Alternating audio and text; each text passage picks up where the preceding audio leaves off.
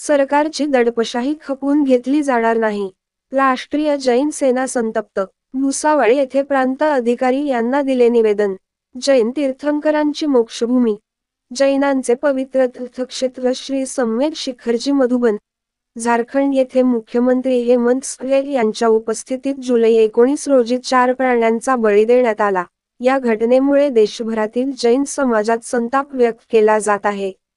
याच्या निषेधार्थ राष्ट्रीय जैन सेना राष्ट्रीय प्रमुख ललित गांधी व उपप्रमुख संदीप भंडारी यांच्या मार्गदर्शनाखाली राष्ट्रीय जैन सेना आणि सकल जैन समाज यांनी भुसावळ शहरात प्रांताधिकारी यांना निवेदन देऊन संपूर्ण पारसनाथ पर्वत परिसर आणि मधुबन शहर प्राणी हिंसाचार प्रतिबंधित शहर म्हणून घोषित करून मुख्यमंत्र्यांवर योग्य ती कारवाई करण्याची मागणी केली आहे.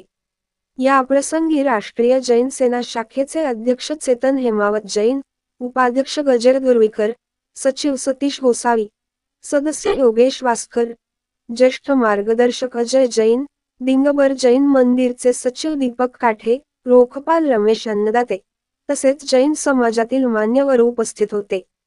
मनोहर लोणे, दिव्य महाराष्ट्र न्यूज, भुसावळ. हा झारखंडचे जे मुख्यमंत्री आहे हेमंत सोरेन यांचा आम्ही जाहीर निषेध करतो की त्यांनी जैन समाजाचं धर्माचं जे तीर्थक्षेत्र आहे सम्यक शिखर त्या ठिकाणी पशु हत्या करून एक प्रकारे त्या पवित्र्याचा भंग केलेला आहे.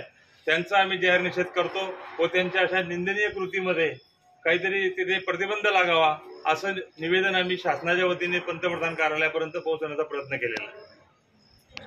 मोक्ष भूमि से प्राप्त हुए उस मोक्ष स्थली को हेमंत सोरेन जी जो झारखंड के मुख्यमंत्री है उनकी उपस्थिति में वहाँ पर पशु हत्या की गई, किसी बकरी की बलि दी गई। ये अहिंसा के पुजारी जो है हम जैन धर्म इनके लिए बहुत ही क्षतिपूर्ण विषय है। ऐसा दोबारा ना हो इसलिए सकल जैन समाज और राष्ट्रीय जैन सेना की तरफ से हम भुसावल प्रांत ऑफिस में ये निवेदन देने आए थे। किसी षड्यंत्र के द्वारा किसी जानबूझ के किसी साजिश के तहत ये जैन भावनाओं को बार बार दुखाया जा रहा है। किसी और मुद्दे को लेके किसी विषय को लेके जैन लोगों की भावनाओं को ठेस पहुंचाने का जो काम कर रहे हैं इसके ऊपर सरकार ने एक्शन लेना चाहिए और किसी मुख्यमंत्री जो किसी प्रतिष्ठित पद पर है उनकी उपस्थिति में यह कार्य होना अत्यंत निंदनीय है, इसलिए हम इसका जाहिर निषेध करते हैं।